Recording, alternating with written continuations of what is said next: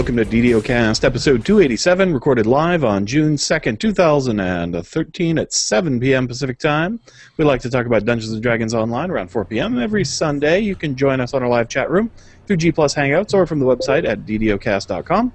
Thanks to the mighty Cyber Ears for hosting our audio files. I'm your host, Siegfried Trent. With us is lovely producer and wife, Anne Trent. Hi, darling. Hey, everybody. Welcome to DDOcast. Yay, we're on a Sunday, but on a different time again. We do our best. Not 4 p.m. It's usually 4 p.m., but today it's 7 p.m. And with us from DDOgamer.com is Jeff Hanna. Hello, DDO World. And we're narrowing in on the right time and place. We'll get there. We're like bracketing it.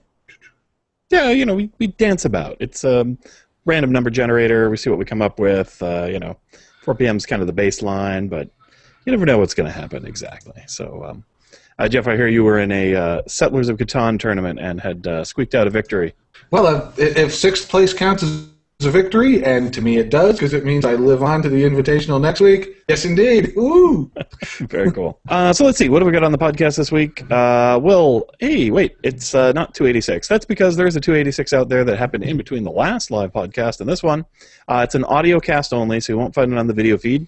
It's featuring an interview with Shamgar and then a collection of epic educations 1 through 5. So check that out. It's out there, and early epic education plus insight into the mastermind behind the series.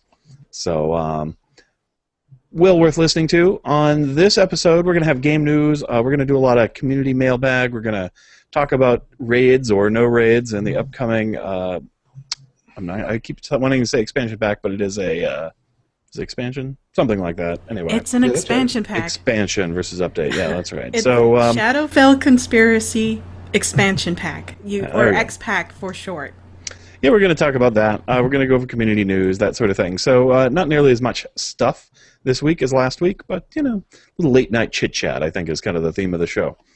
But let's start, as we often do, with the game news for the week. Update 18 Patch 1 is now live on the servers. Came out pretty quickly after Update 18. The Bard-inspired Bravery line enhancement can be trained once again. This will allow characters to take War Chanter 2 Prestige enhancement, who are not able to. Fixed an issue that prevented some race-restricted items from being equipped properly. Characters will no longer receive additional Shadowfell Conspiracy pre-purchased skill tomes upon Lesser, Greater, and True Reincarnation, as was originally intended. I guess that makes me an exploiter. There's now a temporary portal to Evening Star from Eberron Harbor. The portal is located near the entrance to the quest, The Spinner of Shadows, where the crack in the wall is. The portal will take the characters to the entrance quest Beyond the Rift, which is handy. The quest bestowal no longer resets the client disconnection, such as when a character logs out of the game. Fixed an issue which would cause the shadows to get stuck in the environment. Razagnol, not sure about his name, is back from his unannounced vacation, and that quest is once again open. I believe that's the end of the road. Armor replacement kits are once again visible on Warforged characters. The max caster level is once again working properly with spells that feature projectiles. Players can once again use the bug reporting tool in-game. That's very nice. Corrected an issue that would cause players to log out and then log back in order to see the DDO store in-game. And corrected a display issue where the spell power values on a character sheet failed to reflect your universal spell power. So, yeah, a number of little bug fixes. Although there's speculation, at least among my guild, that there are some kind of exploits or other things that were maybe patched during the server as well, considering the speed at which it came out. And none of these items in the official list being what you would call, I don't know, incredibly unusual. I guess, they fixed a quest, which is good, the end of the road quest. But I don't know. It's a little on the odd side. Maybe they wanted to get that portal up. That could make sense. Yeah. I mean, that was definitely I think they want to get that portal up, but I do think that there was some sort of stealthy fix that had some sort of exploit that needed to be fixed. Yeah. Well, and I think it's also pronounced Razagnol.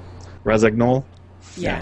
Jeff, how do you pronounce it in your Midwestern accent? Right? I want to hear Jeff's Midwestern accent. All right. I thought that was Batman's father-in-law or something, isn't it? Razgul something. Razal Ghul. But I'm taking off the tinfoil hat. Look, guys, they just built the iconic characters. It's the number one thing they're pushing. And here was a situation where you could not use them in the new content. So, they had to hurry up and get out a fix for the Spinner of Shadows or a workaround or something. And I'm almost surprised it took as long as it did. Yeah. I know some people managed to get through there, but a lot of people are having trouble with it. So they got the portal up now. So, yeah, that makes the most sense to me. But I do enjoy Scuttlebutt, though, so I was happy to listen to the theories. Although nobody had anything in particular. They were just like, I bet there's something out there. So, but I don't know. Probably not. However, we do have some issues with the patch. With patches, with any update, I'm afraid comes a few bugs and problems. In this case, what do we got? We got issues with some game clients. Please note that if you previously patched your game client to update 18 patch 1, then you will need to take an additional step in order to be able to log into the game. The following workaround should also fix players who are in a running loop scenario with their game login. Players currently experiencing a running loop issue with their game launcher will also need to reboot their computer and perhaps manually shut down their game launcher before taking the following steps. Click on the Windows Start button and choose Computer/My Computer from the list. Windows 8 users swipe in from the right and click on the search and then type C:// no quotes, and hit enter. Then skip to step 3. Step 2. In the Computer/My Computer panel, double-click on your C drive. Double-click on the program files. Note you'll see program files x86. Double-click on that one instead. In the program files x86 folder, double-click on the Turbine folder, then the Dungeons & Dragons Online folder. For Steam users, to get there, you want to double-click on Steam, Steam Apps, Common, then Dungeons & Dragons Online folder. So open up the backup folder, copy the entire contents of the backup folder, go to the Dungeons & Dragons program folder and press Ctrl-V to paste all that stuff that you copied, choosing yes when all prompt is overwritten. Upon relaunching the game, it should proceed to re-download the new game patches. Alternatively, a full reinstall of your game client would also solve this issue, although this workaround should get your client patched up without the need for reinstallation, which can definitely take a while. So, so basically you're grabbing some older backup files, copying over the files that you got there, and then that should get it to stop doing that. And actually, Ann and I ran into something very similar on Lamania when we were doing some testing over there a little while back. So I don't know. I guess somehow this crept out into production as well. Yay! But yeah, really annoying because the game would call the launcher, or the launcher would call the sysapp thing, and then they would get into an eternal dance of death. And actually, it was so bad that I couldn't. It was very hard to even get your control panel, or no, it's not the control panel, but the whatever it's manager. called. It was there very we hard go. for the task manager to shut stop that puppy down. the process. You would have to rename the turbine invoker in order to stop the cycle of death. There's also some sort of weird memory leak as well. It's pretty bad. Hellishly messy, that. I didn't turbine, experience any of that. I'm not sure exactly how you end up with this problem, but I managed to avoid it somehow. Yay. Yeah. It's one of those things. With patches, bring problems. All right, what else we got? The bug for induction bars and interruptions. And this is something that was already there. It's still there. And this was what Jerry was talking about last week when he was on the show. Interrupting or getting interrupted while attempting to use interactive objects in dungeons, aka levers, runes, activities that trigger a using bar, etc., that are tied to quest objectives can cause quest objectives to break, preventing quest completion. If you are currently working on a fix, they are currently working on a fix for this issue. Avoid being struck by combat when attempting to utilize objects that are tied to quest objectives to help mitigate this issue. In other words, kill everything first before you go clicking on anything. Is the advice in this case. I don't remember exactly which quests have that sort of thing, but there's a fair number that have stuff like that. So something to be aware of. This is why Spinner of Shadows is closed for the moment, because that happens when you're trying to light the torches, and then the whole thing just doesn't work. There's no using. You just click, it's instant. Boom. Oh, is it? Oh, okay. Well, yeah. So I'm sitting here trying to imagine where there's a using bar in Spinner of Shadows, and I can't think of one. Servant of the Overlord has one on an optional that the whole concept of try to avoid getting hit is really really a long shot on that one, but Yeah. I can't think of anything in Spinner Shadows. And maybe you don't have the bar, but you've just got the time it takes to light the thing. I don't know. Something. Yeah. A split second that they don't bother to show us, or maybe it's a bar behind the scenes, or It's probably a bar behind the scenes because they use similar mechanics. It's just that they can probably shorten or lengthen that induction bar Yeah. or hide the induction bar.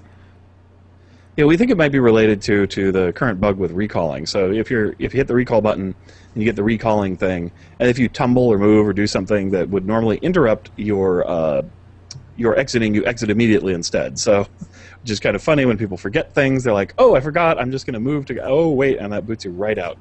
Although, also one of those things you can use. We had to go somewhere, and I was busy fighting this big monster. And I was like, oh, man, I don't know how. I guess I have to die to get out of here. And they're like, oh, no, wait, there's the bug. Just hit the recall button, tumble to the side, boom, out of the quest. Like, hey, all right. Convenient. We don't consider that one to be really broken. We kind of like that one. Yeah, although if you're used to being able to interrupt it because you're like, oh, yeah, I want to loot the chest. Well, it's not going to work. No. Okay. So there are some downsides to that thing as well. But, yeah. We encountered this on our TR group when we were doing Shadow of the Night, and basically we couldn't complete that quest because one of the objectives was to activate an altar and in order to call the end boss. And lo and behold, one of us got interrupted, and the objective was incomplete. So. Yep. Yeah, so we sat there for a while, and then because the in-game bug tool was broken, we couldn't get anybody to come fix the quest for us, so we pretty much just gave up and left. Oh well. Although one thing I learned is in the Shadow Knight quest, if you do like 20 traps, it's worth 8,000 experience points on Elite, which I had no idea, which is pretty cool. So we did get, a good 12, 13k out of doing the thing, but it would have been nice to get the completion XP as well. So yeah, their overall advice is to be very careful with quests requiring object activation related to quest objectives. Best workaround is to kill everything before activating items, and trying not to move or use powers while interacting with objects. If you can't complete a quest due to this bug, submit an in-game support ticket, and a GM should be able to give you objective completion. So, if you do run into the problem, hopefully a Game Master can come help you out. Pardon me. Needless to say, patch 2 for Update 18 is in the works. It should be scheduled sometime later in June. They're not sure exactly when. They're not quite ready to announce the date, but it will be coming, and they're going to try and fix this induction bar bug problem. So that's the thing they're focusing on right now. Seems a good idea. In the store this week, now through June 6th, we have 20% off of character slots, SP potions, healing items, and questing tools. Frog creature companions and treats are on sale. Oh, they're not on sale, but they are for sale. If you want a free item of the week, it is Lesser Guild Renown Elixir, coupon code LGRE75, 1 per account. So, yeah, pretty cool.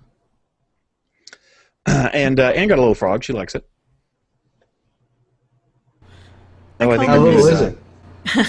He's smaller than most pets, but he's a green and red tree frog, and I named him Mr. Swampy Toes or something like that. Yeah, it's adorable. Name. I put him on my acid savant Sork because I've got this green theme going, so I needed another green pet. So. Can he randomly cries out for a top hat? Don't you think? For the WB, yeah. Hello, my dog. Hello, my baby. Yeah, I remember. They haven't really had that. Do they still use that character logo at all? Oh, the WB frog? I don't remember. God, it's been forever. Is there still a WB? The WB channel? I don't know. Yeah, really, I'm not sure. I don't know. Didn't they merge with the CW or something? I don't know. I think that's the case, yeah. It's sort of amalgamated into something else. Oh, well. Back in the day. All right. Well, let's see. Our special feature for the week is Lightning Post Catch-Up. So we've got a bunch of reader mail, things like that. Most of it on a theme, which we'll get to. And so we're going to read those. We're going to talk about it and have a little discussion. So that's the plan. So the first one is from KJ Voyager 56, who writes in and he says, just want to let you know, next week's show, they released in in the pre-order FAQ that it's going to be about 5K turbine points for a complete pack. So buying a $50 pack now gets you goodies, and you can save money by getting the $30 pack. Not sure I completely understand that, but yeah, basically, so 5,000 turbine points is going to be around $50 or so, kind of the usual rate. So if you buy the $30 one, then that'd be pretty good. Although if you get a bunch of turbine points at a cheap price, then 5K turbine points isn't too bad. Well, yeah, I mean, like, similar. isn't the extra add-on, the legendary update, give you a turbine points at a rate of half a turbine point, or half a cent to a turbine point? So, or something like that. I can't well, yeah. I mean, if you estimate how many points the things are worth, and I don't know, there's the whole complicated formula for that. But basically, they're comparing paying the cash price versus paying the turbine point price in the store for it. So, Right. yeah. Well, I think if you get your turbine points cheap, they're kind of similar. But if you don't get them cheap, then buying the pack is probably a better deal. yeah, but overall, you get a better deal the more characters you have because of those tomes and the elixirs Right, and sure. whatever. Yeah, so if Theoretically, you you'd be fill getting the same thing when you buy the stuff for turbine points, though, right? Right, yeah. But if you have like 45 characters, that's a lot of stuff you're getting. Yeah. And some of us do. All right. Matthias writes in. He says, "Hope you would talk about the lack of a raid in the expansion. Yes, it seems that DDOcast is being way too nice to Turbine lately. Sometimes it's good to be a little tough. Arr." And we're gonna have some more about this as we go. With some other people chiming in about their opinion on this. But let's go ahead and talk about it a little bit. I don't know. I feel like I've been pretty critical of Turbine lately. I don't know about this. You see, the thing is I can't really speak for the people, as it were, because everybody's got a different opinion. For me, there's no raid in the expansion pack. I kind of shrug my shoulders and I go, I guess this one doesn't have a raid. What do you know? I'm not a big raider. I like raids, but I don't do them all the time. I mostly just run them with my guild when they go do them. Most of the time, I spend most of my time in regular adventures and in adventure areas. So probably, like 80-20, quests to adventure area. And so, I don't know, and raiding is, maybe 5 to 10% of my DDO play, so it's not a big deal for me. I know for a lot of people it's a big deal, and that's the kind of raid, the loot that they're looking for and their stuff they're looking for. So, and I'll bet you dollars to donuts that Turbine is not happy about not having a raid in the expansion, and it probably has something to do with how much work there was and what got finished first, and that sort of thing. Although, I would say if I were them, I would definitely, if I was doing an expansion, have a raid in it, and I might put the raid as the first thing you want to start working on, since that's kind of the centerpiece for a lot of people. For me, it's not a big deal, so it's hard for me to get angry and kind of chide Turbine for something that I personally don't care a whole bunch about. But I definitely understand. We encourage people to write in, because our opinion is not the only one, and we'll hear from some people that are not pleased, and rightly so. I mean, if you're a customer and you're not getting what you want, then you should complain about it. I think you should draw the line at saying Turbine is stupid or they don't understand or blah blah blah, because they've got demographics. There may be a lot of gamers like me. There's a lot of gamers who only solo and they never do raids, so who knows what they think is the most important thing for the bottom line and pleases the most people. But so it's kind of hard to second guess them on that. But you can always say this is what I like or what I don't like. So Jeff, have you got thoughts on this in general? I don't know. I'm going to kind of sidestep it a little bit. I think this expansion pack kind of pales content-wise compared to the last expansion pack, regardless of the raid or in addition to the raid. Yep. I think it seems like there's, either less quests or less adventure areas, or maybe I'm wrong about those. It just feels smaller. Last time we were getting a new class, we were getting Epic Destinies, right? And this time we're getting kind of characters, but for the most part, kind of characters are more of a twitch. They're a new thing that's a new, slightly different thing that we can do, not an all-new capability. So we can already build characters. Yeah. And I understand we can't do the things that that kind of character can do. I'm not trying to shortchange them, but it doesn't feel like the same kind of game changer that Epic Destinies did, or like a whole new class does. On top of that, no raid, I think that normally I would. I mean, I don't know. Like normally when I buy DDO expansion packs, my top criteria is, well, I don't know. I'm making that up. I've only bought one before. It had a raid. I was happy with that. I just feel like this one just feels a little light overall, and the lack of raid is part of it. Yeah, it could be. I mean, the first one had one big adventure area, as I recall, and then 12 quests? 3. 13? 3? It had 3 because it had King's Forest, Shindelrin, and the Underdark. Oh, yeah, you're right. So Shindelrin was kind of small. King's Forest was massive. Right, King's and the Forest Underdark was really big. So I forget about the Underdark and Shindelrin. I always think of them as kind of part of it, but they're not. Yeah, they are separate areas. So you're right.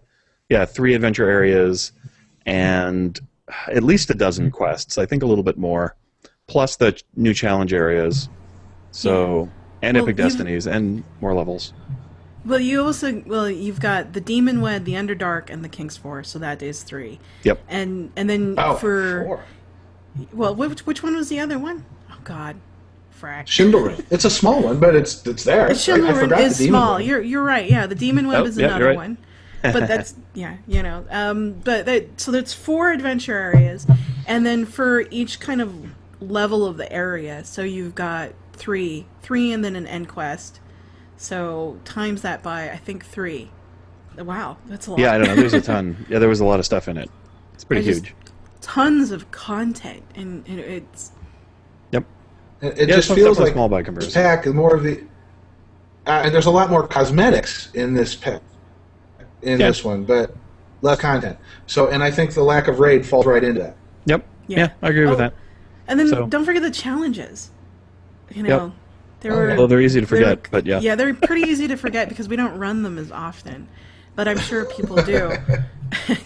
But there aren't any challenges in this coming X pack, so oh well. Yeah, not that I know about. I mean, it's possible, but it's kind of, like I said, kind of classic Turbine is they shift their focus of what they're excited about in each thing, and there's different sort of.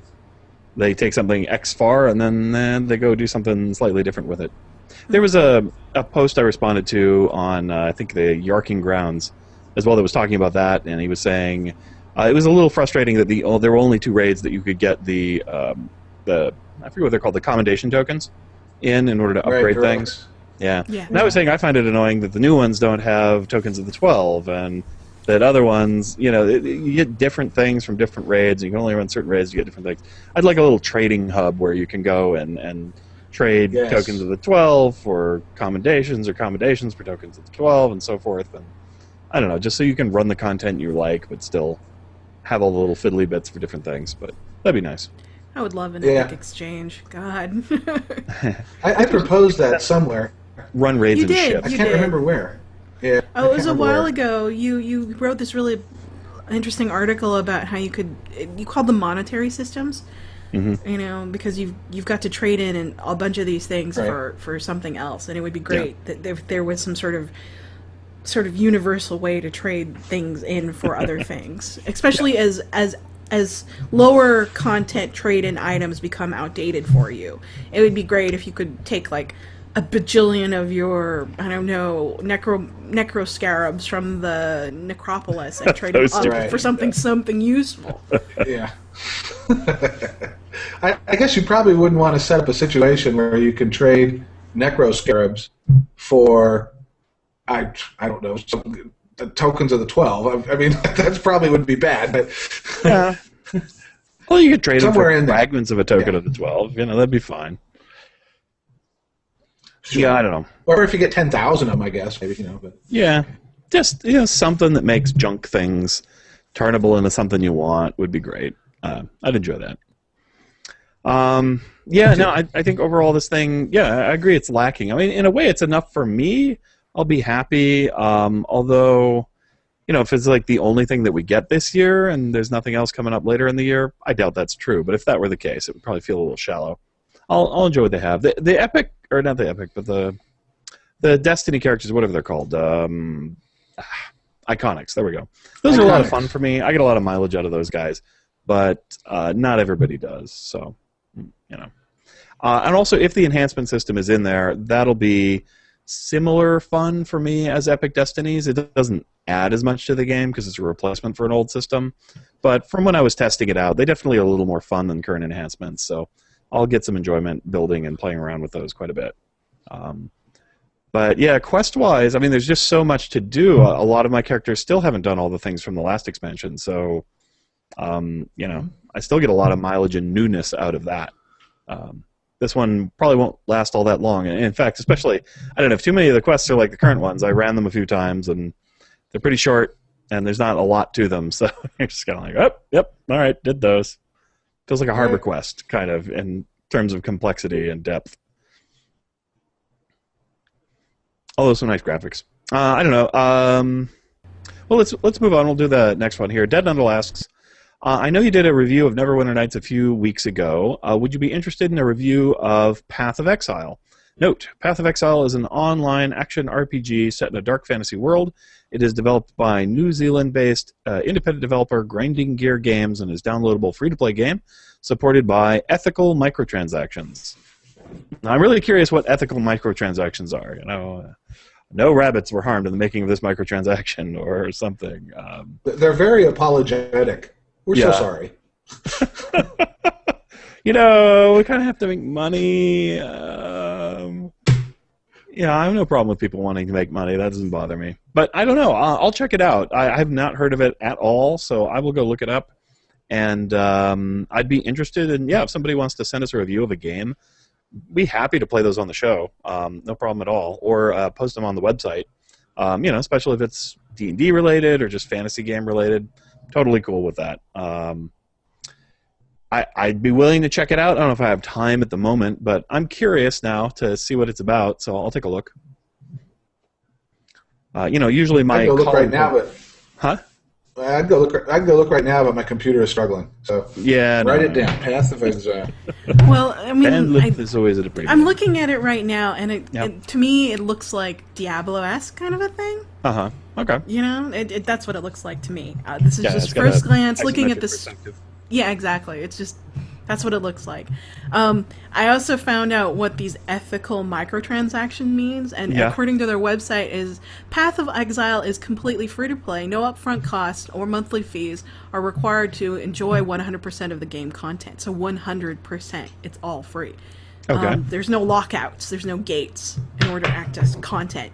To fund the development and maintenance costs of the project, we plan to let players purchase aesthetic perks for their characters, such as, you know, animations, skins, dyes, alternate spell effects. Yeah. I like the sound of alternate spell effects. It very much appeals to me. Pets, of course, and then also different kinds of premium account services like character movings or transfers or renaming and things like that. So that's what they mean by ethical. I mean, I guess they're saying we promise that if you purchase stuff, it's going to go to development.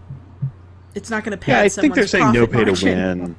Yeah, you know, they're just saying that it's completely free. There's no bait and switch. It's no pay to win, which is fine. I don't know. I guess I don't care too much. Like, however you want to make your money, I'll play it if I enjoy it, and I won't play it if I don't. And if I think something's worth paying for, I'll pay for it, and if it's not, I won't, and that's about that. I don't really have a ethical ground on what you can charge for or not in a game, but... I'm under the impression that there is about a gazillion, a full metric buttload of free-to-play RPGs that are coming out. You know, a lot of browser-based ones, but a lot that aren't. Mm-hmm. So... I don't think there's enough time in the day to try them all out. How do you figure out which ones cross the threshold of, this is the one we'll look into versus that one? Yeah. I don't know. Well, I mean, if you just like to try and review games, that's one thing. You know, if you like to do reviews and, you can play them for about an hour or two and give a little review. And there's a lot of people online that do that. I'm mostly interested in, I'm not, don't want to be a reviewer exactly. I like to play them. And then I'll tell people once I've played it if I like it or not.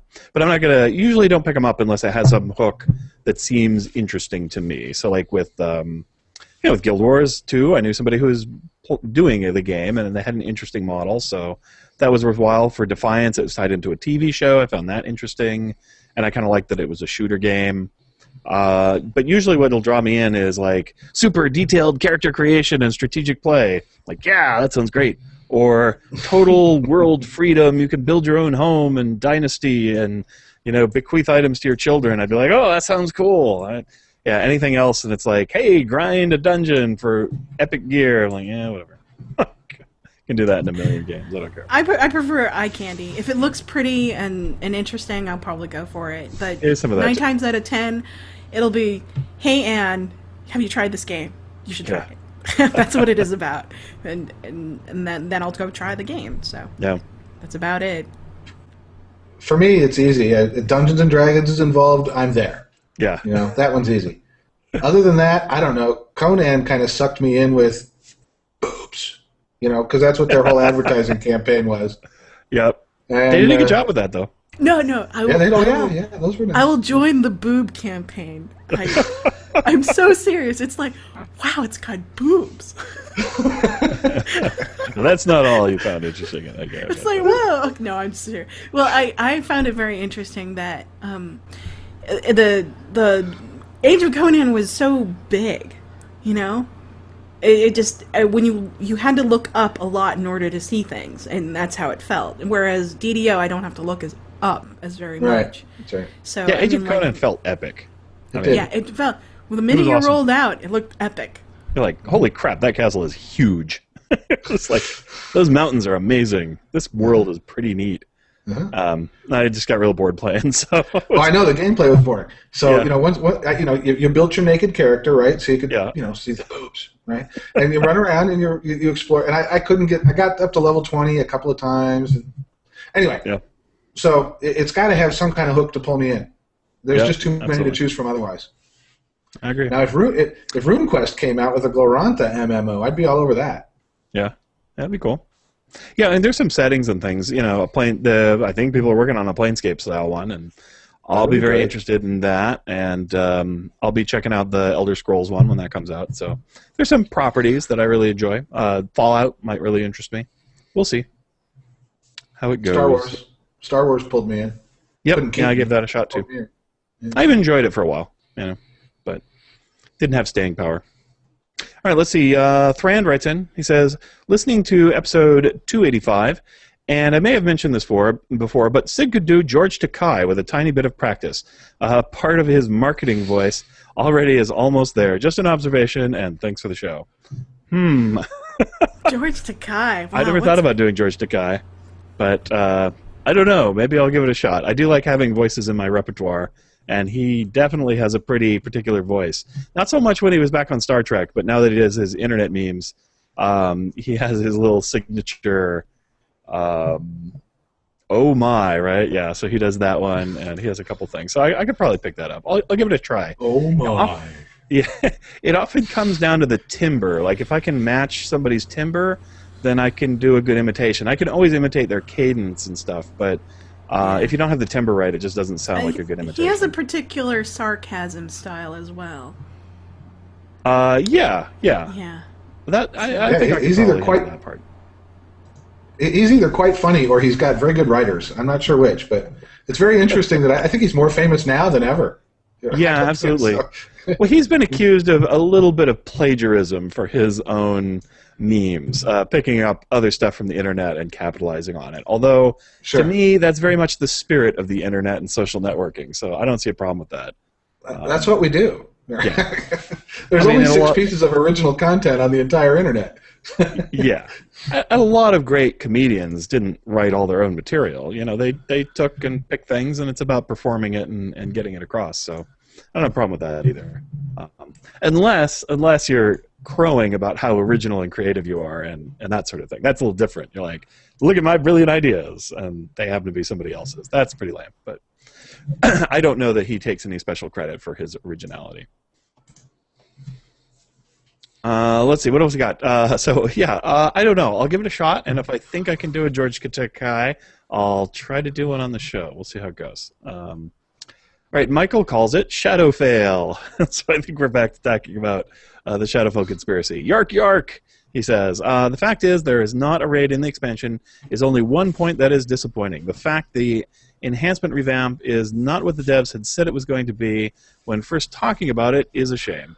Instead of fleshing out the enhancements themselves, they've decided to completely change the way the system works, and in so doing are outright killing current builds.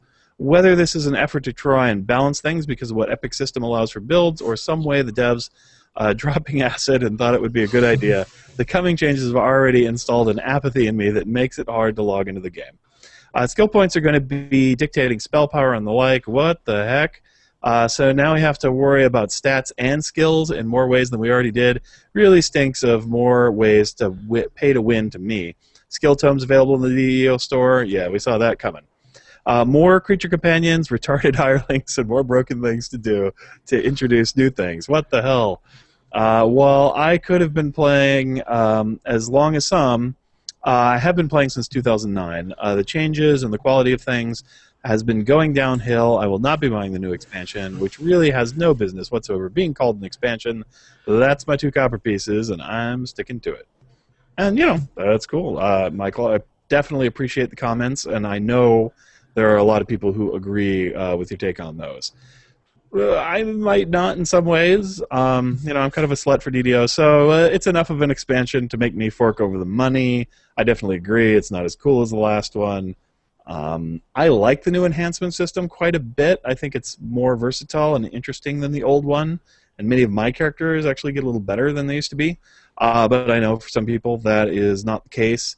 The skill point thing being used for spell power, that is weird to me. I don't know that I particularly like it or hate it. It's just odd. I hope they give us a free lesser again for anyone who's already used theirs, so that you can respec your skills. It'd be kind of lame if they don't do that and they tie stuff into that. And also, it's a little annoying for Pale Masters because they don't get heal, but that's going to be a skill that they need in order to get the negative energy. So I don't know, some stuff I didn't like about it. But when I played with the enhancement system, I actually liked it and thought the new system was pretty cool. And I don't know. I mean, it's kind of what they said they were going to do with them, as far as I know, except that they aren't delivering on as many of the prestige classes as they said they would. At least in the alpha we saw that was the case. That may not be the case when it finally comes out, but we shall see. We were supposed to get 3 per class, and now we're not. Now we're getting 2 and 3. Right. They were pretty, and they were like, hey, we're going to make sure there's 3 per class. We're going to fill out the ones that we didn't do before, and we're going to have 1 for each race, right? And I was like, about damn time. I mean, I don't know that they've abandoned that, but I don't know. What we saw was not that, right? It was about 2 per, and then, you know, some had 3. Some had 3. Yeah. And I mean, races had 1. It is a true statement that there are some current builds that aren't going to be supported in the new changes. That is a truth. It is true. Yeah, absolutely. You just can't fall in love with any one character. You know, the game's changing. Otherwise, it'd be boring. Yeah, So, that's a lesson that's been learned over and over and over through DDO. And if you don't like the idea that the current best thing is going to change or that builds are going to come and go a little bit, then MMOs might not be for you, because every MMO I've ever played has been like that. I've never played an MMO where you made a character day 1 and it was the awesome character, and it was still the awesome character 6 years later, right? It's never like that. They're always rebalancing and adding new stuff and changing things around so that you're kind of always on your toes as far as how your characters perform. I personally really like that. I like changes every few months that I can kind of explore and play with. But not everybody likes that, so I guess it depends. Right. If you really love you, and my characters are never done. I'm never like, haha, I finished the character. It just never happens. I've always got more gear or something to play around with. Or I'm just you know what? I'm bored. I want to change my character completely, and I'll reincarnate them. I did finish one, and I'm kind of grieving over the fact that she's no longer finished. Yeah. She had everything. So what is your character that's going to kind of fall apart? Yeah, it was a control archmage, and it fell apart already. So, but I mean, for a while, I mean, I laid out a gear quest for it, and I had everything. And for a little while, she was just so awesome. I kind of missed that. Oh, well. Okay. Yeah, I mean, I was excited because, like, my Pale Master, I was doing Fall of Truth, and it kind of sucks in Fall of Truth. About the only thing I can do is finger the little Confusion Whirlwind things, because I'm Ice Spect and Electricity Spect for my damage card that's not Necro, most of the stuff in there is undead, and the rest of it is either immune to electricity or cold. So he just kind of wanders around. I usually pull out a melee weapon and start thumping on the dragon, right? And firewalls are okay, so I cast some firewalls. It's not very mana efficient, though, and so it's just kind of terrible. But with the new expansion, I'll be able to take Archmage stuff, so I can take, like cheap acid spell along with my Necro stuff, and I don't know. I'm really looking forward to that. It'll kind of open up some windows for my character. The only thing I notice is a lot of my characters lose hit points, which is not great, but everybody's losing some hit points, I think. Yeah. And about the skills adding to spell power, it gives me the heebie-jeebies too, but it's not for this direct reason. Mm-hmm. It took me a while to figure this out. The part that's creeping me out here is not the skills; it's the spell power. I'm still just not used to that. I like the Dungeons and Dragons version, and this is not it. So if you're going to make some crazy thing up, then what the hell? Fill it with skills. I don't know. Have armor count towards it. I don't care. It's no longer Dungeons and Dragons, whatever it is. Have it make sense. Yeah. This kind of makes sense. So, and it makes intelligence a little more useful. Mm-hmm. So, okay. I'm okay with that, too. It makes the character a little more rich. I wish it was more... Spell power's a little funky. Yeah. And they might have been able to come up with a way to do it that was, you get additional dice or dice bonuses or something like that. The thing is, it would have to come in, less frequent chunks than spell power does now, and I think that was part of the whole point of spell power is they could add little bonuses everywhere because each incremental step is kind of small for it. But I don't know. A funny thing, I was talking to some old grognardy friends about D&D, people who played first and second edition, and I was telling them, people in DDO were pretty upset when they changed the descriptions of the dice from 2d6 over to 2 through 12, and they were like, oh, well, in the original Dungeon Master's Guide and old D&D, they would list 2 through 12, and you just had to figure out that meant 2d6. And eventually people complained because they changed it to the dice nomenclature, and people were like, what, do you think we're idiots? We can't figure out how to generate those numbers? You have to treat us like babies? So so there's a little bit of old school in the new school. People didn't necessarily know that, so I thought that was cool.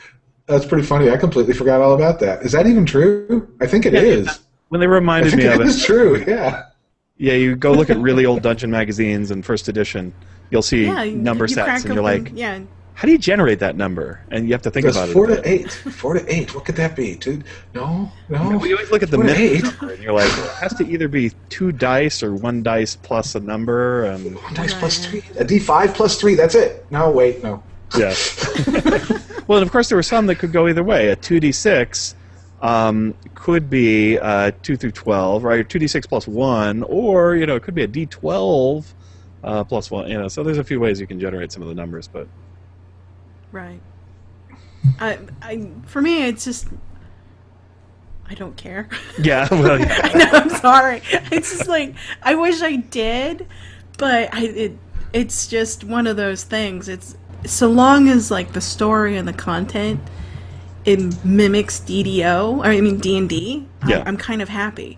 But I also need that gaming complexity and how they adjust it so that it matches on a video game level. I'm okay with, so it's fine. But the part of the reason why I want to like Neverwinter, the MMO, because it has great content and great vistas, but it still lacks that complexity that of 3rd edition and 3.5, and it's like, it's frustrating.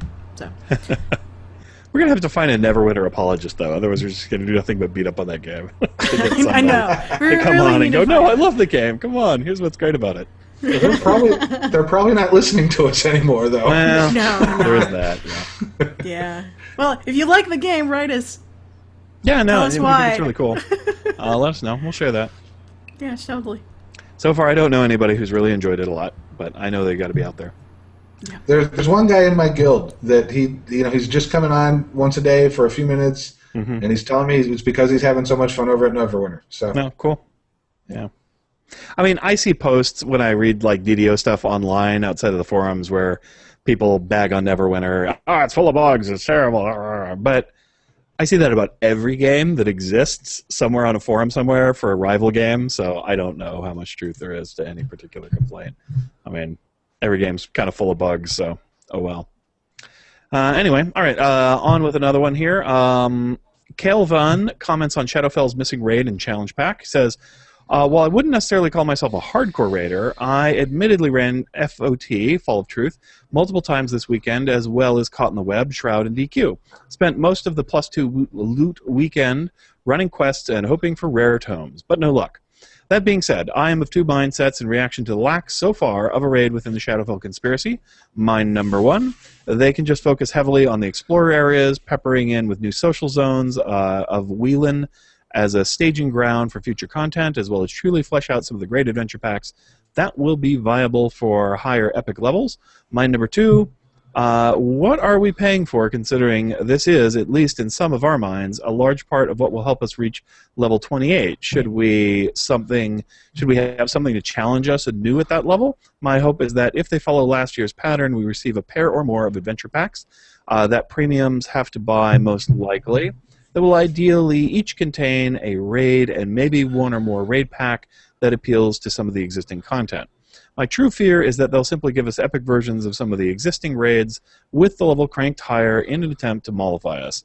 Another interesting omission is no new challenge pack, or maybe one added later, where we attempt to attend various Prison of Wayloon-related activities. Ideal on a one-to-one correction with the existing materials in Evening Star, but with new vendors in Wayloon. Yes, we'll have to search cells and attend correctional meetings. I don't know. He said something about prison activities, and my mind didn't go there. I went to places I do not want to go in DDO or life. No. There's a lot of things that happen in the prison that need to stay in the prison. Challenge packs. No, don't want to think about it. Okay. Yeah.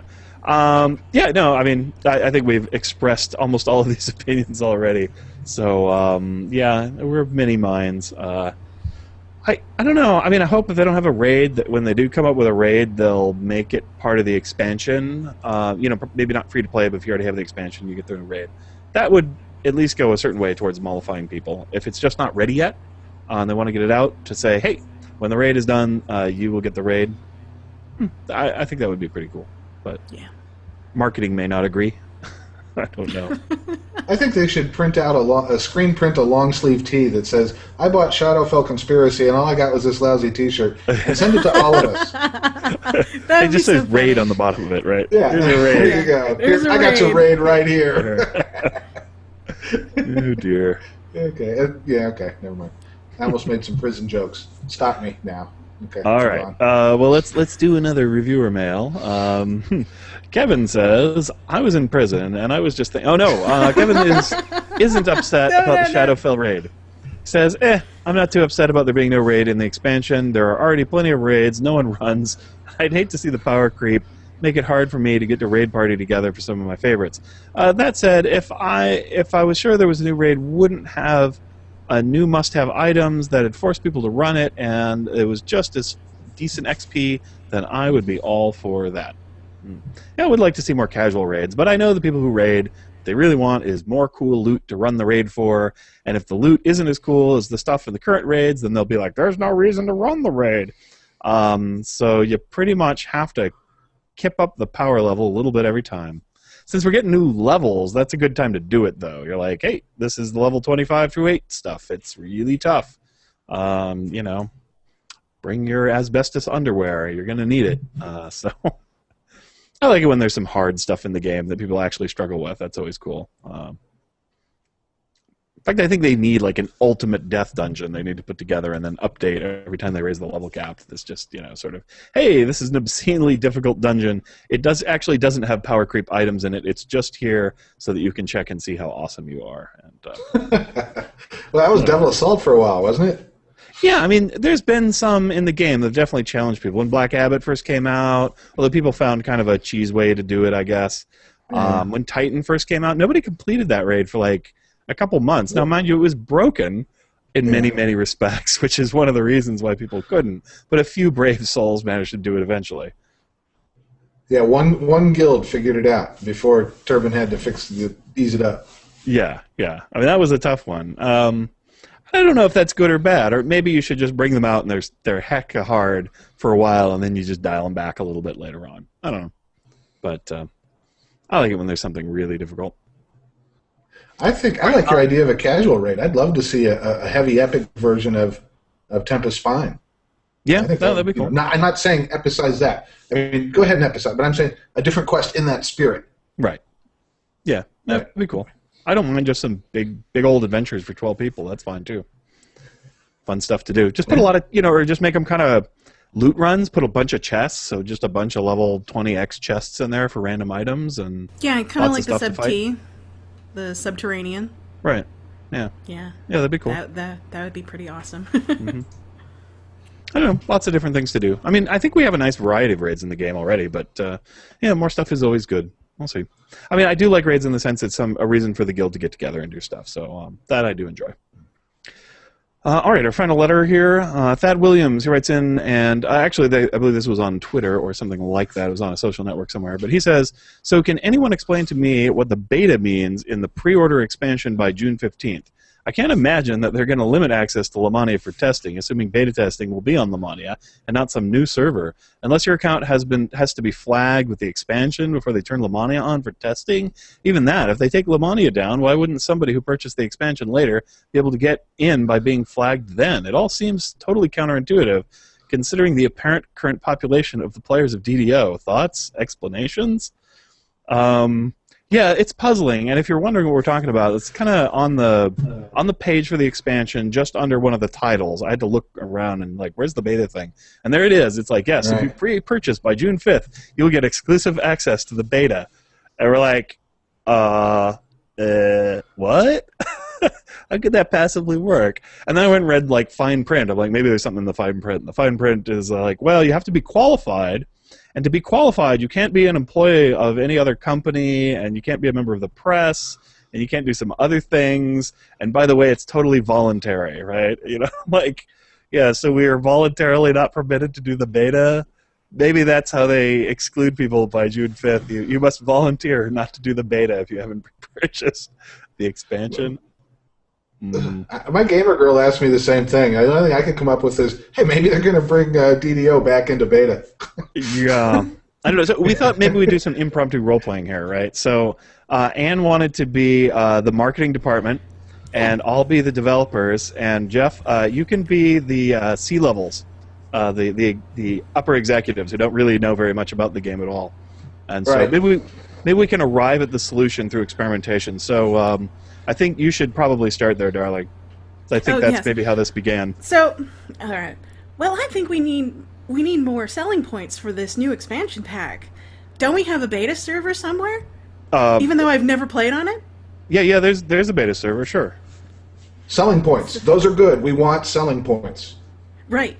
So, why don't we put that as a feature on the selling page on the website, right? That will allow people to do on the beta server, right? Yeah, but I mean, everybody can go on the beta server already. Well, wait. Games have betas. They're very popular. I've heard about that. Betas are very popular. Yeah, we always beta. Yes, beta and selling points. Did I mention that? Right. Yes. So very popular selling points. Yeah. Why don't we put it underneath, as a port? It's a subtext that's underneath the main title, and it'll say, "We'll allow you access to the beta server." Right. But everybody gets access to the beta server already. Who invited the developer? To this meeting. You just do it Why anyways. is he here? Oh, where's the web tech? Okay, just put it there anyways. Yeah, I'll go back and talk to somebody about it. I guess we could. Yeah, well, it sounds like a great idea, guys. I'll talk to you later. What was that other game? Nevermind? Isn't that it? Nevermind? It's got a beta. Yeah, it's got a beta. They're very I think they're still. Yeah, we need a beta. Really? Yeah, we need a beta. All right, I've got it 5 o'clock. I gotta go, guys. Thanks. Yeah, thanks. Oh, where's my latte? God dang. Yeah, something along those lines. Thanks, guys. Make it happen. We want it. We want it tomorrow. Or actually, we want it yesterday. It's important. It's priority 1. There you go. Gonna make big money. Yeah. So I don't know. Maybe it went something like that. Maybe it went some other way. I have no clue how that's going to be implemented or if it makes any sense whatsoever. I will ask somebody at Turbine, but I'm guessing I'm going to get an answer that has a certain amount of hedging, and, I'm not really sure.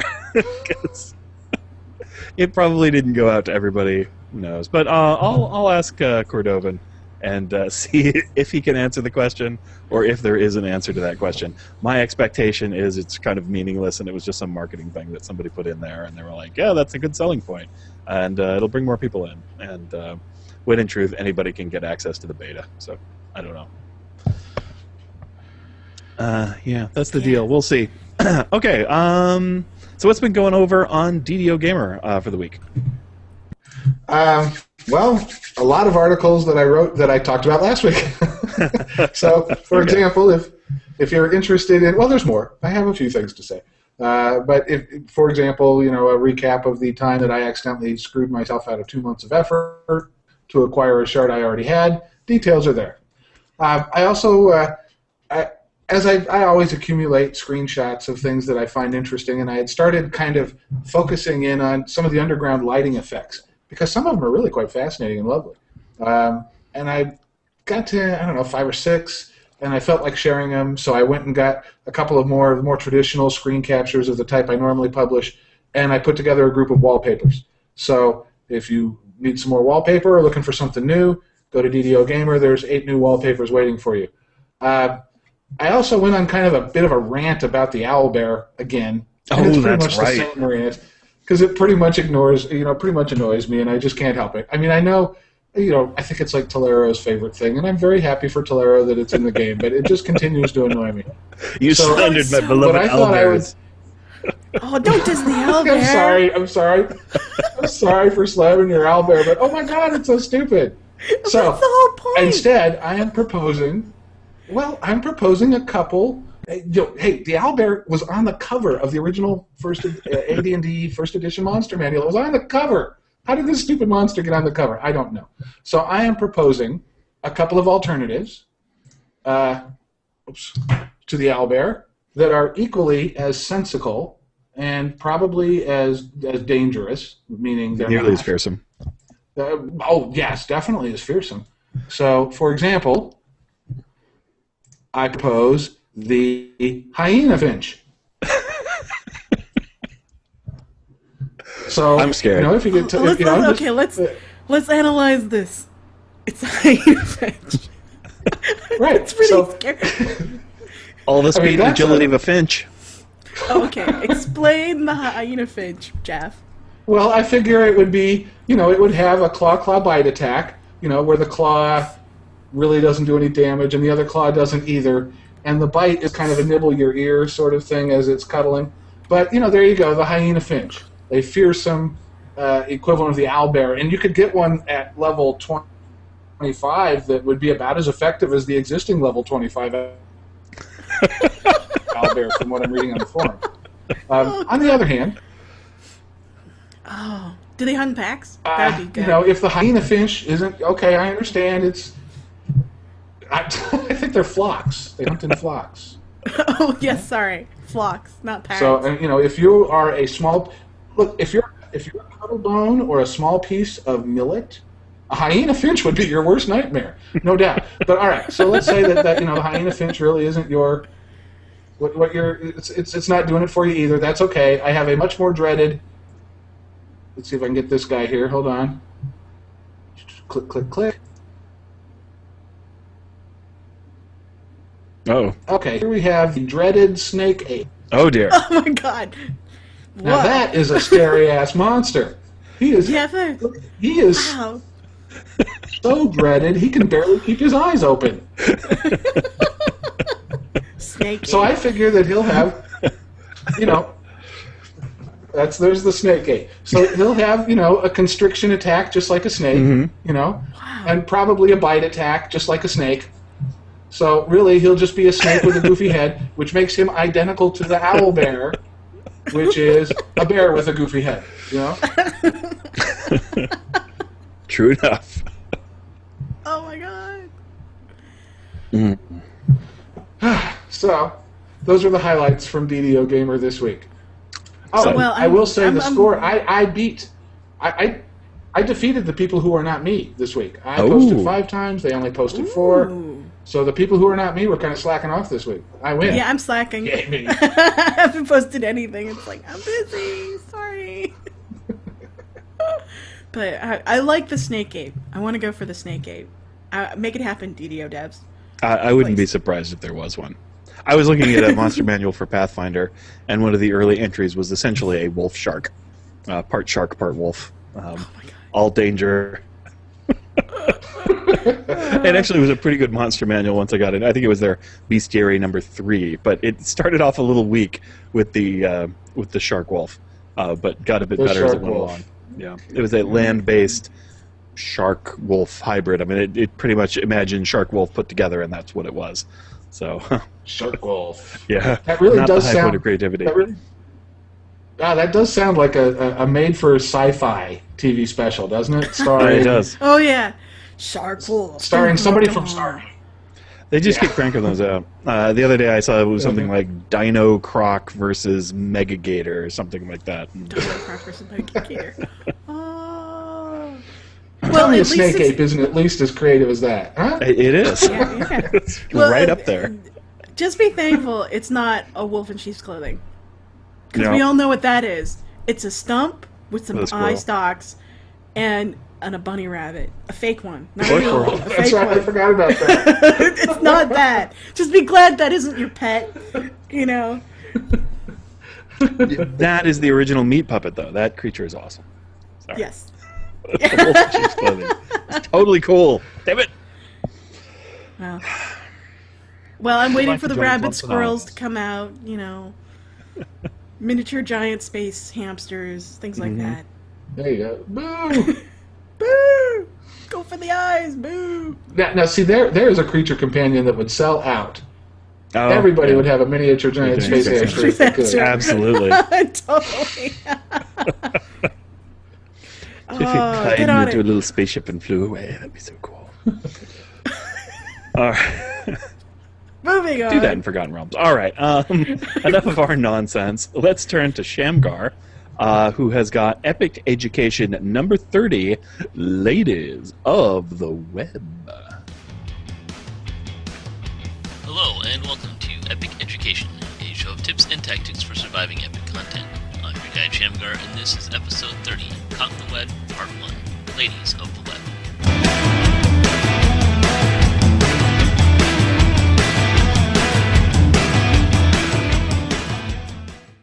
Caught in the Web is the capstone raid of the Menace of the Underdark expansion pack. Flagging for this raid involves running all 3 quest chains in the pack, a total of 12 quests. To do this, you must first run the Lord of Dust series and the quest Beyond the Rift to get to Evening Star. To prepare for the raid, you should make sure you have a couple of things. In addition to fighting Loth herself, there will be an assortment of drow, bebelis, hezrus, glabrazus, dretches, and spiders. While Loth, the spiders, and drow do not have any damage reduction, all of the demons have damage reduction good. You will also find undead versions of the drow, spiders, and bebelis, usually after you kill them. This gives you a wide variety of available weaponry, since the only damage reduction you need to bypass is good damage.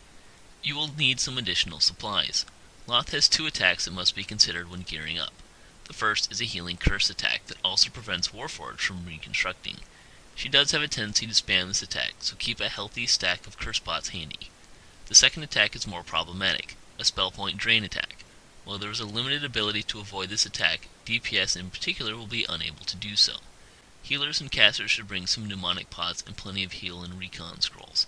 For a boss fight, you can often get away with doing a surprising amount of healing with scrolls, so even being drained of spell points completely may not require drinking pots, but you should be prepared to drink a couple. Martial classes that have minor casting, such as rangers and paladins, should consider bringing some smaller versions of mnemonic pots. Everyone should also consider bringing scrolls, wands, or potion versions of the spells they would normally rely on casters for. Some examples would be Greater Heroism, Resist Energy, Acid is a common damage type, and even some healing options. Finally, you might consider spending some time in the Demon Web Explorer area. Most of the raid is in fact comprised of the same set of islands in the same orientation.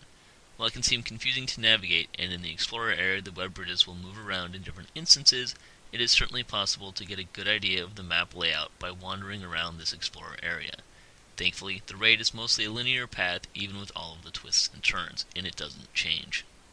The objective is to rescue Anna from Loth by invading the Demon Queen's home, the Demon Web. You must first find her. This is easy, just go forward from where you zone in. When you revive Anna, you will find her in poor health. She is immune to healing, but not buffs. It's a good idea to give her at least a blur and an acid resist to minimize the damage she takes. If she falls to a low enough health, and it's an amazingly low amount, she will be sent back to where you first find her, along with a couple of guards. Anna will follow one person at a time, the last person to talk to her and tell her to "let me be your shield." If this person dies, then Anna will become leaderless and act upon her own AI, which mostly means she hangs out where she is under her current parameters. You can change some of Anna's AI parameters. First, you can tell her to ignore the orbs, more on this in a moment. The second is that you can tell Anna not to attack mobs. This is generally considered her preferred setting. To toggle these settings to on or off, simply talk to Anna and pick the appropriate option. Anna also has the ability to conjure up a rest shrine. This costs Anna some health, and if you use this ability more than twice, you will lose a chest. But she can summon multiple shrines throughout the quest, so long as she has enough health to do so. If by accident you summon 2 shrines at the same time, don't worry, they generally only count as 1 shrine so long as they are summoned near the same time. However, it is usually left to Anna's babysitter to handle shrine duties. Oftentimes, talking to Anna in any way switches her babysitter, so try to avoid that. The only way to heal Anna is to drain the 4 orbs found throughout the raid. The first of these is found where you first find Anna. To get Anna to drain an orb, she must have that AI toggled on, and her babysitter must stand near an orb. She will then drain the orb over a period of time, which will also give her more health. The orbs are optional, except for the first, but you get extra chests by doing so, and one of the chests is determined by how many hit points Anna has left at the end of the quest. While these chests do not drop commendations, they do drop the named raid weapons. To keep Anna out of combat, most groups will have a ranged DPS or a caster control her. However, mostly a melee just needs to keep away from the Bebelis, especially during the first Loth fight. Generally when attacking Loth herself, Anna will end up just to the side of where Loth is firing at the melee. When you first help Anna up, Loth will appear. You can't hurt her yet though, she won't appear to be solid. To make Loth vulnerable, Anna must first shoot her with a magical beam, which she will do even if her AI is turned off. Anna will not do this until she has drained the first orb. Once Loth is vulnerable, she will appear more solid, and the melee can go up and attack her. Attacking Loth can be a bit tricky. Invisible walls exist that block attacks, make striking Loth more difficult. If you are using martial weapons, melee or ranged, then make sure you are getting consistent die rolls. If you have your dice turned off, you should consider turning it on. It's the best indicator for attacking Loth. You should be getting as many die rolls as swings. If your die roll seems low, adjust your positioning. Both your feet positioning and the direction you are facing can make a difference. Make sure this is true for normal attacks. Special attacks like Cleave will hit more consistently. The first fight with Loth is not very problematic, but the second time you face her is far more challenging to find a spot you can reliably hit her.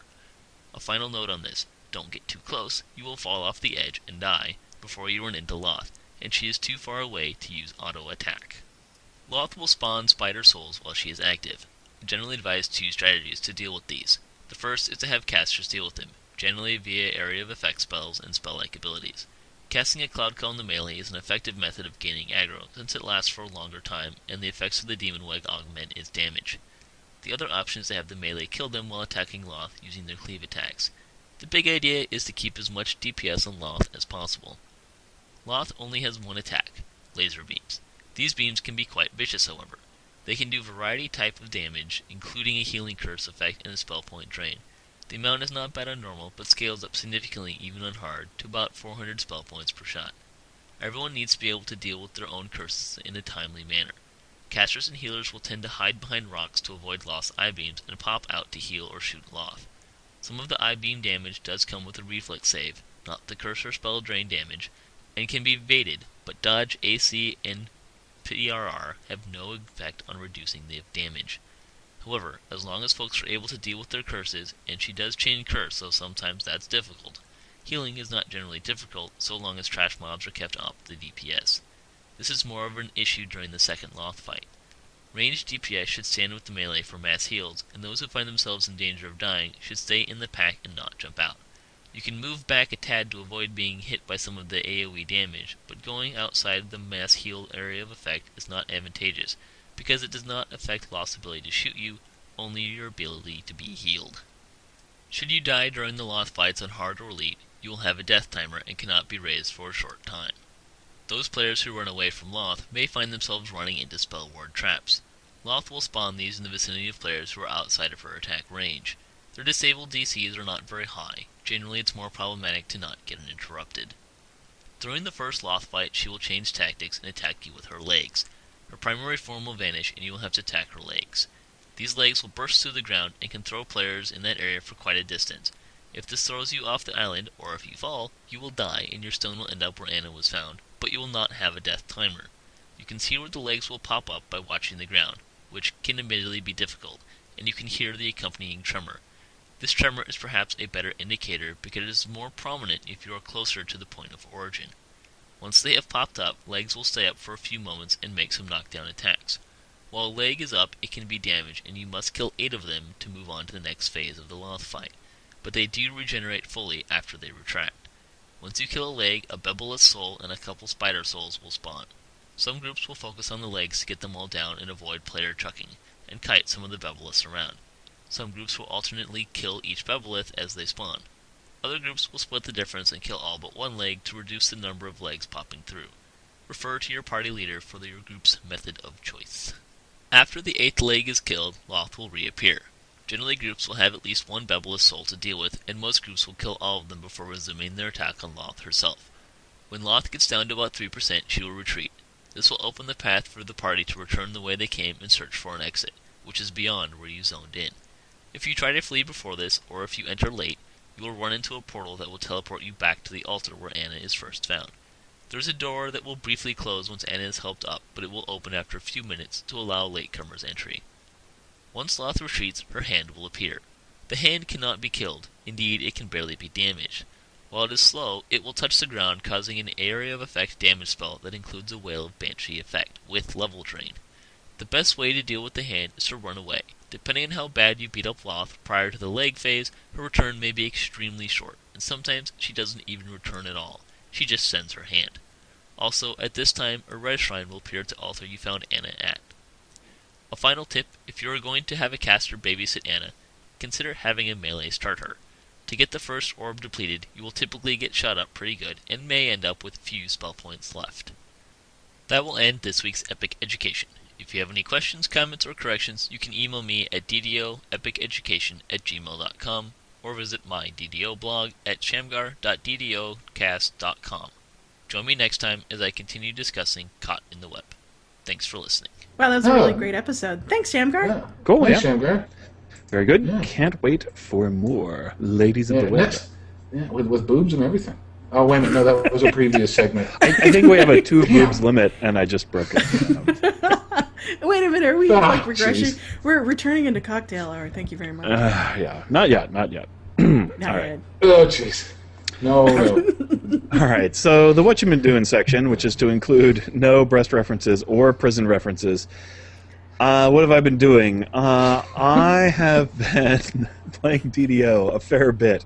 I played our TRs a little bit today. I'm playing a druid monk, mostly druid with a little bit of monk, and it's kind of fun. You can use Stunning Blow when you're in wolf form. I have learned this, although I checked that out before I made my character, so that works pretty good. So I actually high strength and power attack, and you get kind of a fast attack off of the wolf thing, and I can stun pretty good, but mostly I'm a caster druid. And then I've been playing with Anne, and she's got her druid monk, kind of the reverse. A little bit of druid, a lot of monk, 2-weapon fighting and that kind of action. So been having a good time. Pretty easy. We're a little squishy, though, and we got killed by the Shantikor Guardian today, which is a little embarrassing. But we're running on level 5 elite, so that's not always easy. I made some tactical errors. I thought maybe my Flame Blade was going to bypass its damage reduction, but and I was like, well, I might as well equip a shield, and I forgot that, hey, that shield happens to be a metal shield, and so I can't cast any healing spells. And, oh, look, it's not bypassing its damage reduction because it's resistant to fire. So, okay. It was originally a fire giant. Huge tactical error on my part. Normally, I just come in with a big adamantine axe and beat it down. And apparently, that would have been a much better. Yeah, it was pretty embarrassing. Yeah. So, oh well. Oh well. We came back and got him later, but What else we've been doing? I did some raids. Fall of Truth, ran that a few times. We run it on hard now, so that's kind of cool. Just stepping it up a little bit. It had one failure the other day, but most of the time we succeeded. We brought just too many casters, and we were doing some experiments tanking the Reaver while he has his boom thing. They were trying to use a ranger who could kind of dance out of range whenever he was about to boom and shoot him, and that didn't quite work. Got some interesting information, but it just didn't quite. It survived a little too not so often, and so it went like that. Although we've taken to just kiting the undead dragons. We don't fight them anymore. We just have somebody drag them around. And that works pretty good unless the Reaver gets loose. And then the Reaver gets loose, booms whoever's kiting the dragons, and the dragons get loose. And then we have to kind of get everything back together. So, I don't know. That was interesting. That's why I also discovered that my Pale Master is really kind of useless in there. And so, I don't know. But okay. But hey, I got some good items. I got the little dream stick thing, the woo-woo stick, part 2, which is a pretty nice item. Yep. That's all I can remember. I know I've been doing some other stuff too. I made some characters on other servers using the iconics to have some level 15s on other servers, which I really enjoyed. So that was nice. How about you, Don? Well, for our TR group on Wednesday, we finished up Tangleroot. We also went in and did Zorian Cipher, which is really fun. So I like Zorian Cipher. And we also tried to finish up Threnal East and Threnal Central. So yay, we've got our mantles, and I crafted finally a Voice of the Master Diamond Shard, I guess, augment gem. So that one is 0 level, so I put it on my TR, and it's great. Cool. And then what else did we do? Oh yeah, I really lucked out on the loot in the Fall of Truth this time around. So much that I actually ended up giving my epic, my loot for Fall of Truth to other people. So I'm glad I made other people happy, and I finally got the. I'm no longer using the napkin. I can use the tablecloth instead. Yay! Coming soon to the dinette set. Yeah, pretty much. I want flatware. Matching glasses, and wine glasses, one for red and one for white, please. Thanks. Anyways, so it's been a really overall fun week. I usually don't get to play this much DDO, and I did, so it's great. Pretty cool. All right, Jeff, how about you? What you been doing? My TR is working his way back up the karma wheel. This life, he is a sorcerer. And since he's mine, he's a battle sorcerer. So I'm trying to see, if can I make an actual survivable sorcerer with a lot of hit points that's a halfling. So I don't know. I gave him some monk levels. I gave him some toughness. He still dies now and then. Not as bad as my usual sorcerers, though. So on the other hand, he's now up to 7th level, and he still only has like 4 spells because I took the 2 monk levels right away. Yeah. Now, having said that, he had no problems with the Shanto Car Guardian. I don't remember. Was it the acid that got him or the sound? I don't remember. But in most situations, he's pretty effective, but not in all. I'm really looking forward to seeing how he progresses, though. When his I'm calling it a him, but it's the character's female. I don't know what I'm doing. When her spell list progresses, I think she's going to be very, very interesting and fun to play. I'm looking forward to it. Made her back up to 7 so far. Cool. Yeah, I like my wizard monk a lot. He's pretty fun. So I imagine sorcerer monk's pretty similar, just less feats and more mana. Right. Yeah. Cool. Okay, let's see. Community news. Lots of stuff going on out there. We've got a fun thread in the forums. You have just been given total design authority at Turbine. What would you do? And Anne went and collected some of the things that people would do. Fix the memory leaks, revamp base XP and many heroic quests that reward too little, such as House Kenneth quests and Emrath. Get rid of the login timer for the forums. Merge the 4 lowest population servers into 2 servers. Review all ammo. Nobody currently uses things like non-returning throwing axes that drop in stacks of 20. Make any bind to character items bind to account for a fee. More epic kobolds, just less boxes. Okay, so those are some of the suggestions from the forum. I'm sure there were some pretty detailed responses. I know how people can get. So let's see. What would the DDOcast crew do in this case? Well, Ann and Jeff apparently have prepared some thoughts for this, and I haven't yet. So we're going to start with them. Ann, what would you do if you were in charge of the Turbine crew? Mine was fix the software development cycle. Something's wrong with your process. After 7 years, Turbine still has the same kind of problems. Regression testing? More regression testing, please!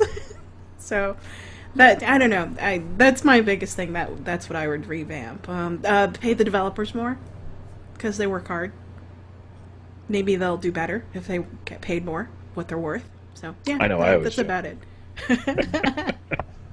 All right, that's what I would do. Yeah, take a stab at their development processes. Now, how about you, Jeff?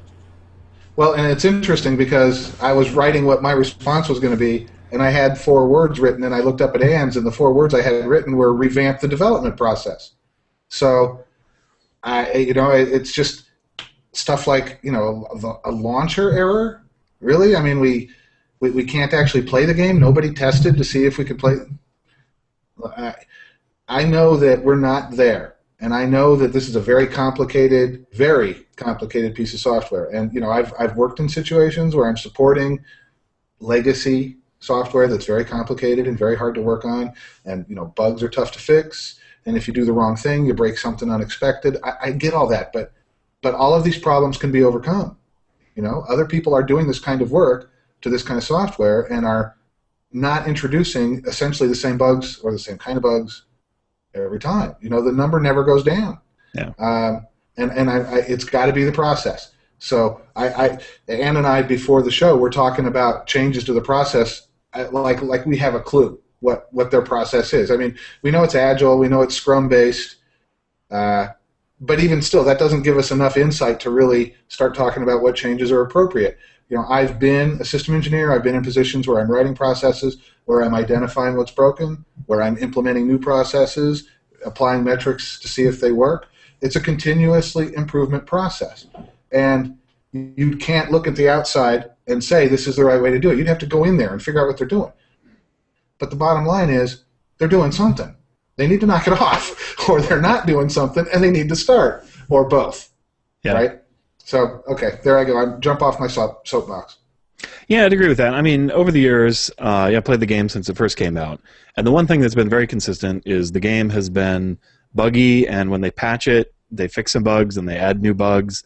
Bugs come back from the old times. New bugs are introduced.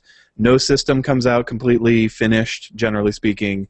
It's always just, a little subpar on the quality side as far as the code and as far as the completion, the level of completion of what it is they're delivering. So I think that's been a consistent problem from day one. So that's what you'd want to address. And I agree, that usually says something about the software development lifecycle, the process, and how it works. I mean, some of that is just software development. I don't think I've ever worked on a project that didn't have some kind of bugs, but we've had some releases that were really clean and others that were kind of messy. And Turbine has mostly had messy. The ones that were pretty clean were usually the ones that were most modest in what they were doing. So, there should be some, inconsistency there. The fact that there is consistent inconsistency means that something in the process is probably not great. Other things have changed over the years, like the marketing used to be terrible, but they had that kind of nasty deal with Atari where they couldn't really market the game. And when that went away, the marketing became actually very good for DDO. I think they do a good job with that. As much as marketing may do some silly things sometimes, marketing, they do the things that marketing is supposed to do, right? They seem to do a good job of that. Yeah, they're getting a lot more profile. I mean, they're really good use of social networks. Yeah. The web page, even though people complain about the web page, but from my perspective, I like it because it's cleaner, easy to read, more universal. It'll attract newer players. So. I think there was it was one where the implementation was kind of funny. It was the technical side of putting out the new website that was really kind of a mess. The design of it, it's not too bad. The forums, have some quibbles with, but again, I doubt it was, really the marketing people that did the revamp on the forums. It was probably people in charge of the forums. So, in conjunction with some help with some others. Or at least that's the way it usually works. Since and yet they're still fixing people's logins by hand. Yeah. And yet you go to the game release notes page, and they're sorted alphabetically. You can't even. It's like, what was the most recent release? You can't. You don't know. Yeah. it's down. It's way at the bottom of the page. So anyway. Yeah, and to be honest, when I see these kind of problems, generally speaking, sometimes it's just a complete lack of organization. But a lot of the time it's also just the development staff size and the QA staff size compared to what's being asked of them, what's being driven as far as what they need to sell is not sufficient, right? And it just is not sufficient to do a really quality job. So they have to do a rush job, and they have to do a kind of half-assed job if they want to meet their deadlines. And, and then it just perpetuates. And, the company side just says, well, you can't have more money, but you got to keep up this level of output, and the devs crank away at it, and they just never quite get there because they don't have the time necessary to double back and refactor things and get it right. So I don't know what the case is, but that's my guess. The other thing I would change, I don't know, if I were in charge of a design team, I would do one of my pet projects. I would get people working on a little arena type scenario where people can actually maybe submit scripts to Turbine or something, and you can choose from a bunch of different options. So kind of like the DDO holodeck or whatever. You're like, I want to fight, the Beholder Horde, and as you go into the arena, and Beholders spawn of various types, or I want to fight the blah, blah, blah. And at the end, you get a chest, right, appropriate to the level of whatever it is that you spawned out. And I just think that would be entertaining for people. They could test their characters. They could have some fun. It would just be kind of a cool thing to do while you're waiting for other people. Yet it would be like one quest that essentially has a whole lot of different content. And it's just about interesting fights and combinations of monsters. And also the devs, could experiment and learn some things in there about, how to set up the quests and stuff. So I think that'd be cool. And then, you just have a simple scripting system where it's, spawn X monsters at X time under X conditions. And, you could get the players involved in creating scripts for it and stuff. So I would do something like that because I think it would be pretty neat. So I'd get people focused on it. But that's my gig, and I would introduce Siegfried's patented development organization systems, which don't actually exist, but I'm working on my own company. And so far, I've received high praise and marks for the things I've tried to do to organize our dev process. So I don't know. Maybe if I'm really awesome someday, Turbine, I can come help you out. Yeah, that sounds really arrogant, but we all have to aspire to greatness, I guess. I don't know. I'm trying. Actually, I mean, that is a real big part of my job these days, is I'm trying to figure out how you take a somewhat chaotic but functional system and make it a smooth running, efficient system that it has transparency to how well it's doing, and where people get work that's ready to be worked on, and where everyone understands what our capacity is versus what we can do, and we prioritize work that's going to give the most value to the company and all that kind of good stuff. So it's what I'm passionate about right now. So. All right. Let's see. Shamgar, in addition to Epic Education and Ladies of the Web, has been working hard on his blog. He's got a Tempest Spine raid review up on there. Also, iconic characters, suggested uses for them. He has some really good suggested uses, too, some things I hadn't thought about, like running them for favor, which I thought was great. They're really good characters if you want a favor farm. Pop in a level 15, crank through low-level quests on Epic, or, on Elite, boom, boom, boom. Get yourself some favor real fast. So that's pretty clever. And just remake them, right? You just crank a new one out. Expansion purchase thoughts. Also, he has a thing, where he's taking a look at the expansion. So if you want to see his take on that, you can check it out. All those are on shamgar.ddocast.com. And I don't know, he just always does really good work. So well worth checking out all those articles. DDO Chronicle for the week. Spencerian infiltrates Gwendolyn's stand. Gwendolyn himself would be proud was the title of his blog. I haven't read that yet, but it sounds pretty interesting. Gypsy Thief has put together a desktop wallpaper based on the Shadowfell conspiracy, if you want to check that out. Chronicle comment for the week. How did the Stormhorn Mountains get their name? I have no clue, but I'm going to make something up. All right, so once upon a time, in the legendary past, there was a great god, much like a minotaur, part man, part bull, but he was indeed a lord among his kind, perhaps a progenitor of the race, and upon his death, one of his horns was created into the artifact known as the Storm Horn, from which you blow and great storms rise out. And the tribe of unicorns that worshipped this god and possessed the legendary Storm Horn lived up in the mountains, and the mountains were eventually named after their tribe, but long after they were gone and the artifact lost to time, the Stormhorn Mountains have always held that name. There we go. Jeff? I think they're named after the brave gnome that first discovered them, Engelbert J. Stormhorn. Very good. Darling one? Oh God, I am not nearly as imaginative or witty, so I'm going to say it's very stormy in the mountains, and sometimes it rains horns. Oh, Roll for surprise. All right. See. Horns again! Oh, get cover! Horns again! That'd be very painful. Well, not just any horn, but like brass ones or French horns, yeah. French horns or Aruga, trombones. aruga. Trombones, lots of trombones. And when you get hit by the duck. Tubas, oh no, run! Yeah, then you're in real trouble. when you're in a tuba storm, you're screwed. you're just screwed. You have to roll multiple d6s for damage. Do they have that on the Sci-Fi Channel? Yeah, apparently. Tuba storm. Shark Wolf meets Tuba Storm. Tuba Storm.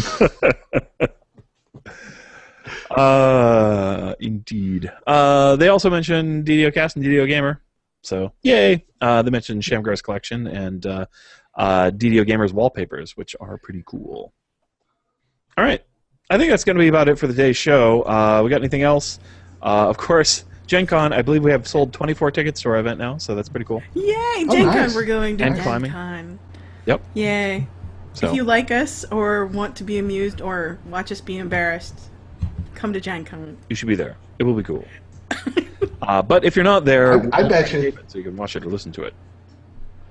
I'll bet we should all do a George Takai imitation at Gen Con. George Takai imitation. It's the George Takai elimination round for our game at DDOcast. You can do Siegfried imitations. Yeah, I don't know exactly what that is. I've never seen anybody imitate my let's voice. do that. Yeah. We should do Siegfried imitations. Yeah. I had some people dress up as me at my wedding. That was kind of amusing because I had a costume wedding. So a friend of mine dressed up as me because I always had certain things I carried around when I did my card gaming, and these were my card gaming friends. So that was pretty funny. He had a mullet too. It was great. Yeah, he did the mullet that I had, and Mullet and card stuff. boxes. Yeah, Oh, I had that's a card great. box that said like "Play with me." You know, it was basically inviting people to come up and sit down and play games with me because that's always I want to play as many card games as I can when I go to a con or something. And Yeah, so, this is the price of having a Halloween wedding. So yeah. Hey, nothing says you caught yourself a great one than mullets and card boxes. Way to go! I lucked Ann. out. Strong. War. All right. Oh God! All right. Well, on that note, I think that's going to be the end of the show. So big thanks to Ann and Jeff for hanging out with me. Much appreciated. And to all the DDOcast contributors, especially Shamgar, who's doing great things. And Beethoven contact me on DDO. And apparently he's working on a Gelatinous Cube song for children. So that should be pretty amusing. Look for that in an upcoming episode. Big thanks to our many fine listeners and the folks in the chat room, Turbine and Wizards, for making great games that we like to play. If you want to be a part of the show or just say hi, you can call us at 707-DDOcast or email us at ddocast@gmail.com. So until next time, all your attack rolls be crits, all your chest level appropriate, have fun, and don't forget to watch out for the whatever monkey snake thing the hell that is.